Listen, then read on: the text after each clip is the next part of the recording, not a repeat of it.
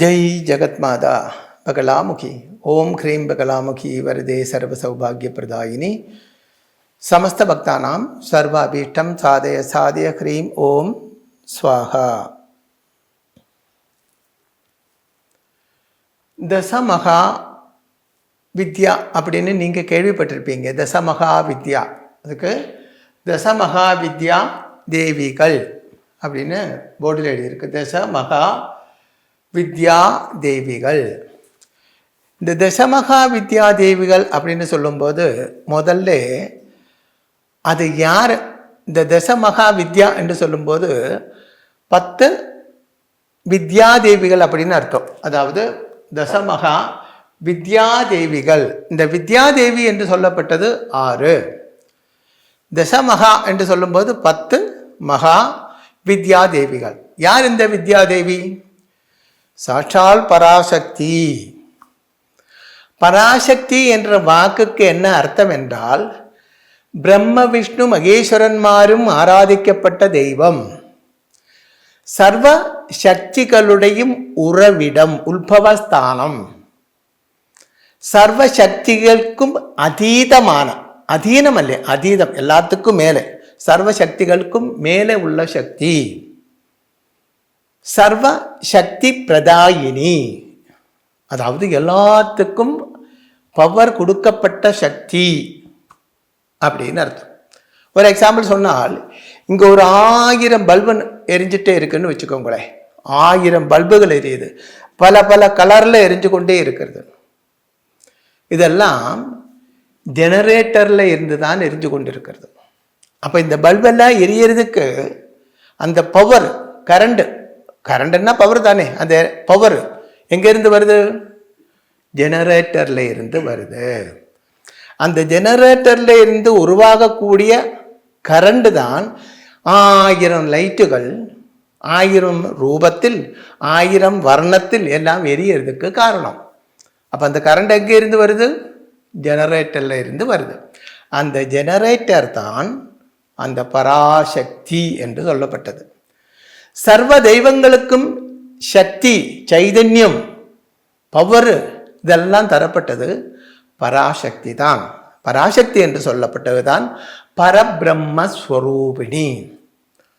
சர்வ மதங்களிலேயும் சொல்றதுண்டு, முதல்ல சிருஷ்டிக்கு முன்னே உண்டாகப்பட்டது ஒரு சப்தம் மட்டும்தான்.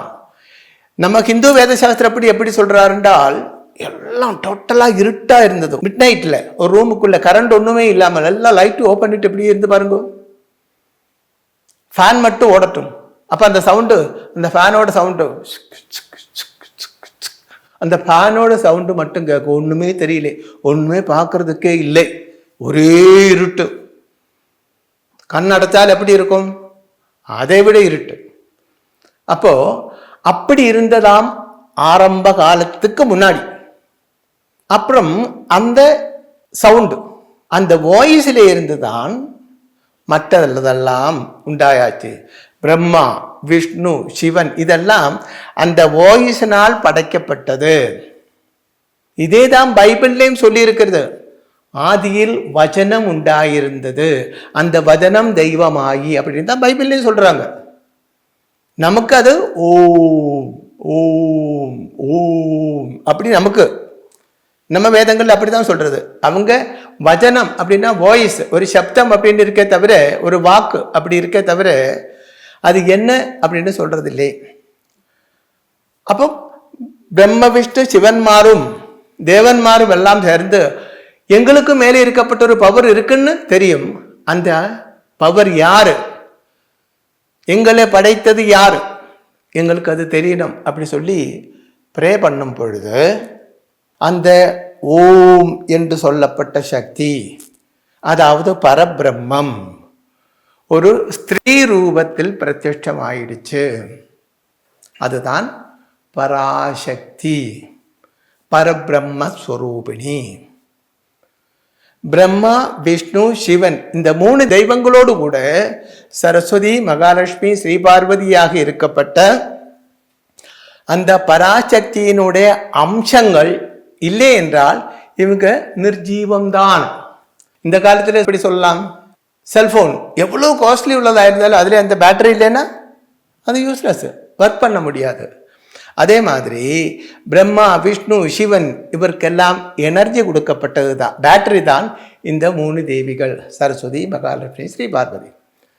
இப்போ பிரம்மா, விஷ்ணு, சிவன் அதாவது திரிமூர்த்திகள் பிளஸ் இந்திராதி தேவன்மார், சப்த ரிஷிகள், இவங்க எல்லாம் உலகத்தில் பல காலங்களிலே ஆக இந்த சதுர் யுகங்களில், இது கலியுகம், இதுக்கு முன்னே உள்ள 3 யுகங்களில் உலகத்துக்கு ஆபத்து வந்த காலத்தில் எங்களை காப்பாற்ற வேண்டும் அப்படின்னு அந்த மகா சக்தியோடு ப்ரே பண்ணியிருக்காங்க. அந்த காலத்தில் அந்த அம்பாள் பல காலங்களில் பல ஸ்வரூபங்களிலே பிரத்யட்சமாய் இவருக்கு, அதாவது பிரம்ம, விஷ்ணு, சிவன்மார் உள்படையுள்ள இந்திராதி தேவன்மார்களுக்கும் ரிஷிமார்களுக்கும் தரிசனம் கொடுத்திருக்காங்க. பல காலங்களில் பல ஸ்வரூபத்தில் 10 வாட்டி தரிசனம் கொடுத்துருக்காங்க. பிரத்யட்சமாயிருக்கு, அந்த பராசக்தி பிரத்யட்சமாயிருக்கு. அந்த 10 வாட்டி அந்த வித்யாதேவி, வித்யை என்றால் அறிவு, வேதம் அப்படின்னு தான் அர்த்தம், பரபிரம்மம்.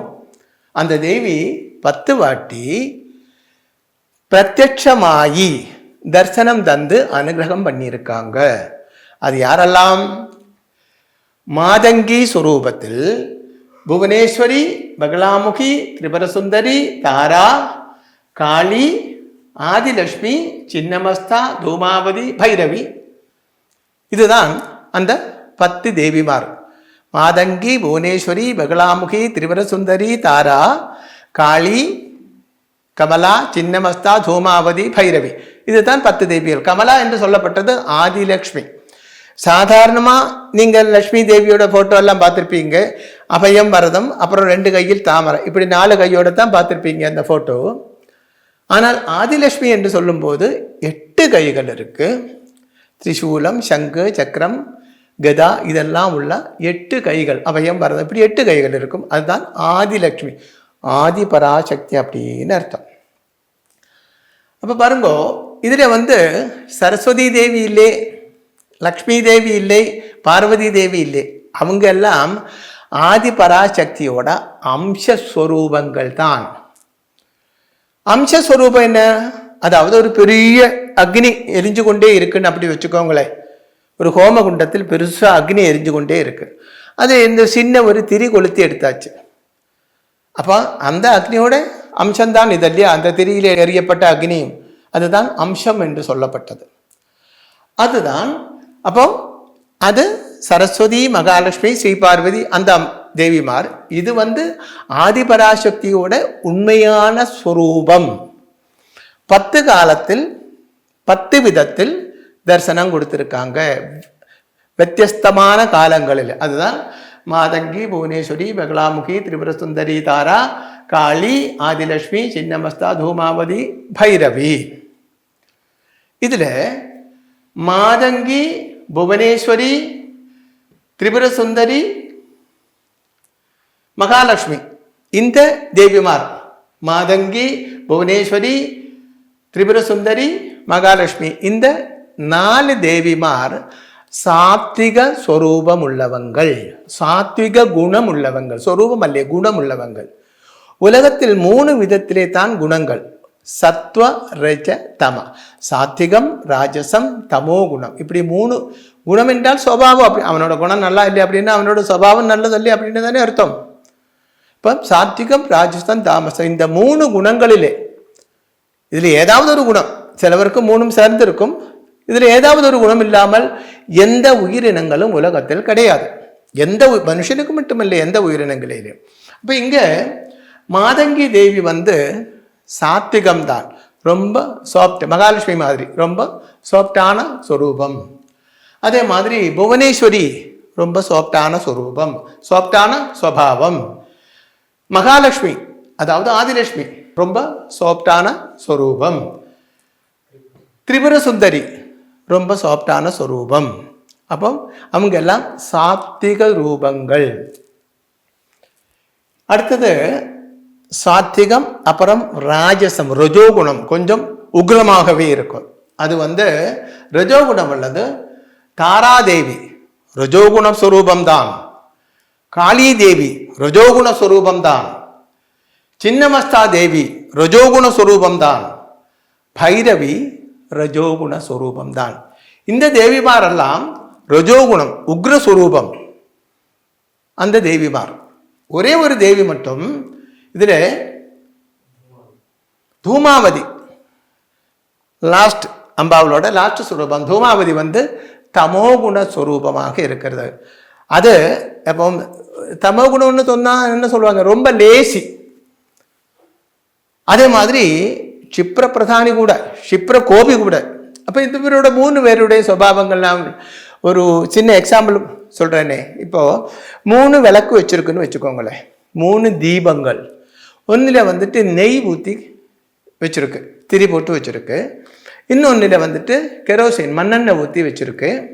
அதுக்கு என்ன கிருஷ்ணாயில் ஊட்டி அப்படி வச்சுருக்கு. இன்னொன்று நல்லெண்ணெய் ஊற்றி வச்சுருக்கு. அப்போ நெய், நல்லெண்ணெய், கிருஷ்ணாயில் இந்த 3 தீபங்கள் வச்சுருக்கு. இதில் சீக்கிரமாக நமக்கு பட்டான் எரியப்பட்டது எது?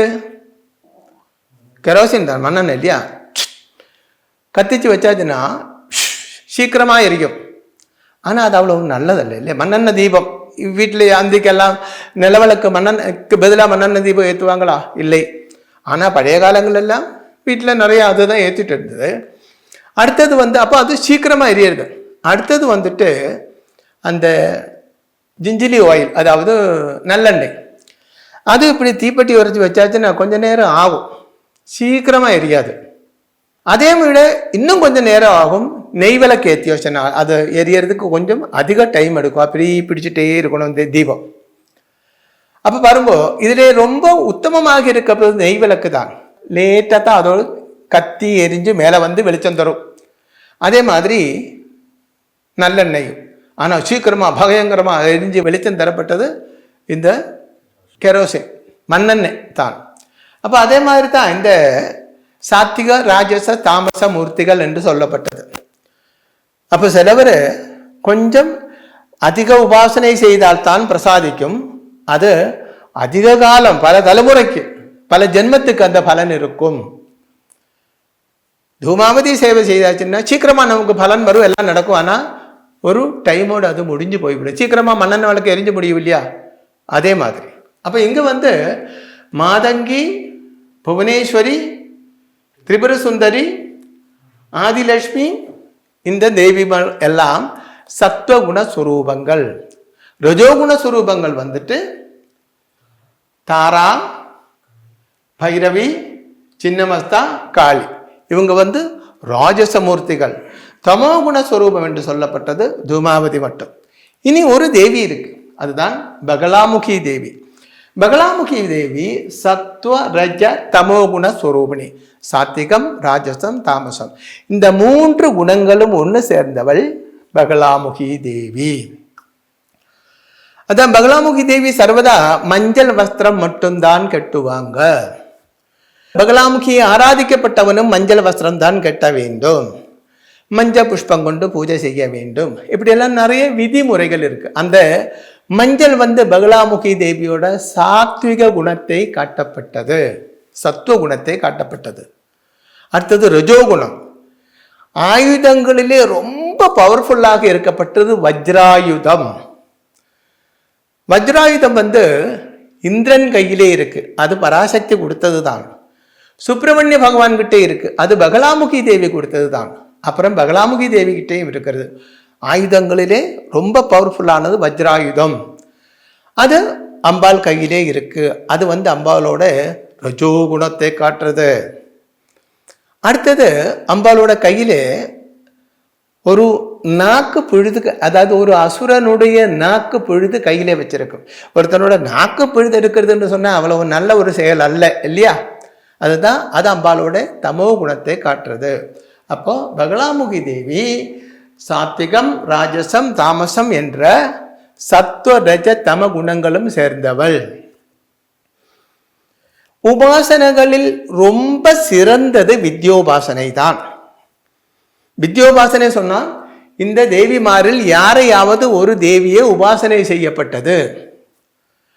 மனசா வாஜா கர்மனா ஒரு தெய்வத்தை சர்வதா ஆராதிக்கப்பட்டது தான் உபாசனா என்று சொல்லப்பட்டது.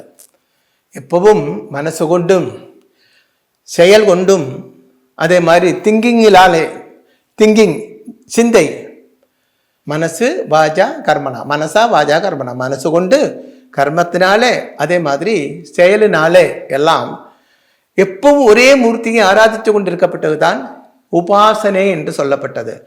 அப்போ நிறைய தெய்வமாரே உபாசிக்கலாம், எந்த தெய்வத்தை வேணும்னாலும் உபாசிக்கலாம், அதில் தப்பொன்றும் இல்லை. ஆனால் உபாசனையில் சிறந்தது வித்யோபாசனை தான். பிரம்ம விஷ்ணு மகேஸ்வரன்மார் வித்யோபாசகர் தான். பிரம்மா விஷ்ணு சிவன் இவங்க வித்யோபாசகர் தான். ஆதிசங்கரன் வித்யோபாசகராக இருந்தார். ஸ்ரீராமகிருஷ்ண பரமஹம்சர் வித்யோபாசகராக இருந்தார். சுவாமி விவேகானந்தன் வித்யோபாசகராக இருந்தார். இப்படி உண்மையாக இருக்கப்பட்ட அந்த சன்னியாசிமார்கள் எல்லாம் வித்யோபாசகராகத்தான் இருந்தது. பிரம்ம விஷ்ணு சிவன் ஆகிய மும்மூர்த்திகளில் பிரம்மதேவன் மாதங்கி மந்திரத்தால் பராசக்தியை உபாசனை செய்கிறாங்க. பிரம்மதேவன் மாதங்கி மந்திரம் கொண்டு பராசக்தியை உபாசனை செய்கிறாங்க. விஷ்ணுதேவன் தாரா மந்திரம் கொண்டு பராசக்தியை உபாசனை செய்கிறாங்க.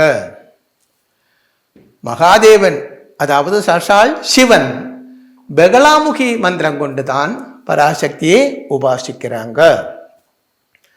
நீங்க பார்த்திருப்பீங்க, அதாவது இந்த மகாதேவனோட சிவனோட போட்டோவில் எல்லாம் மகாதேவன் இப்படி ஜபம் பண்ணிட்டே இருப்பாங்க. பார்த்துருப்பீங்க இல்லையா? போட்டோவில் ஒரு ஜபமாலை வச்சு ஜபம் பண்ணிட்டே இருப்பாங்க. அது எந்த மந்திரம் தெரியுமோ? ஓம் க்ரீம் பகலாமுகி ஸ்வாகா. இதுதான் அந்த மந்திரம்.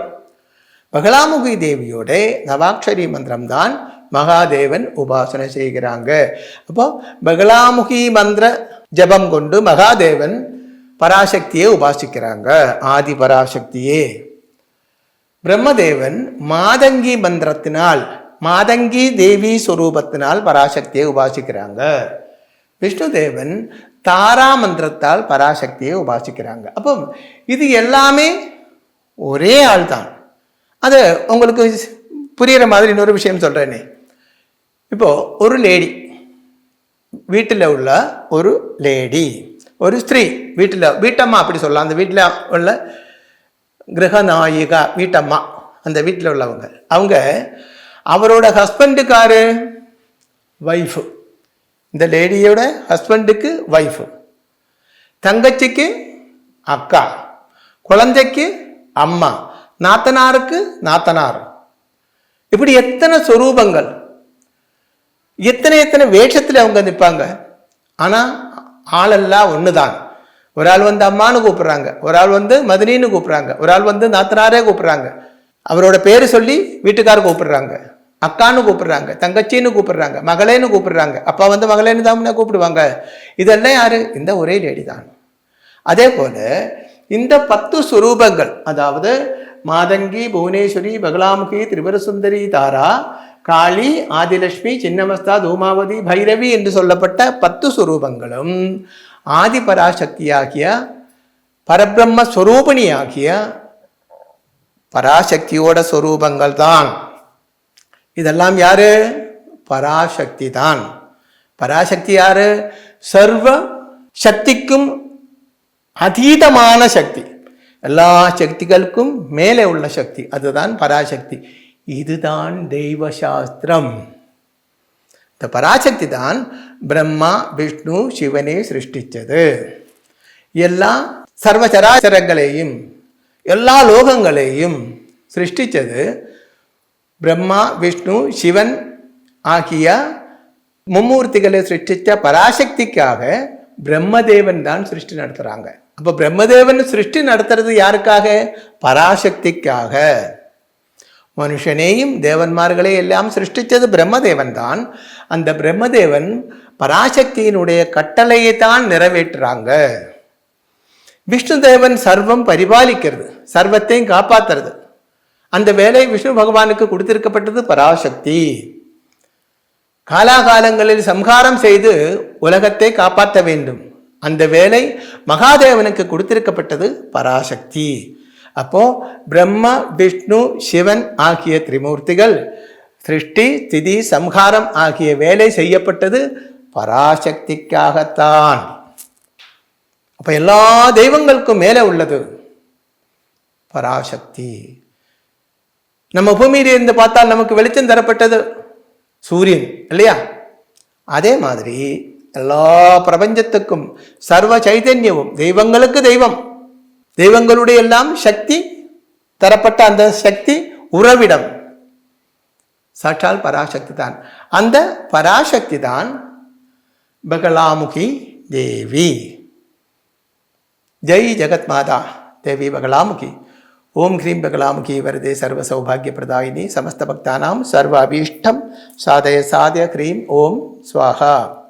ஸ்ரீ சூரியமங்கலம் அத்வைத வேத வித்யாபீடத்தில் தாந்திரீக பூஜைகளில் சிறந்து விளங்கும் பல ஆச்சாரியர்களால் அமாவாசை மற்றும் பௌர்ணமி நாளன்று சிறப்பு யாகங்கள் நடைபெறுகின்றன. இந்த யாகங்களில் கலந்து கொள்வதன் மூலம் அன்னை ஸ்ரீ பகலாமுகி தேவியின் அருளால் நம் சர்வதோஷங்களும் நீங்கி சகல சௌபாகியங்களும் நம்மை பரிபூரணமாக வந்தடையும். ஸ்ரீ சூரியமங்கலம் அத்வைத வேத வித்யாபீடம் ஜோதிடம், பிரசன்னம், வாஸ்து, தாந்திரீக பூஜைகள் மற்றும் வேத யாகங்கள் செய்திட தொடர்புக்கு 7305442299 7305442299. தொடர்பு மையங்கள் சென்னை, கோவை, பெங்களூரு, ஹைதராபாத், விஜயவாடா, டெல்லி, மும்பை, திருநெல்வேலி, டெக்சாஸ்.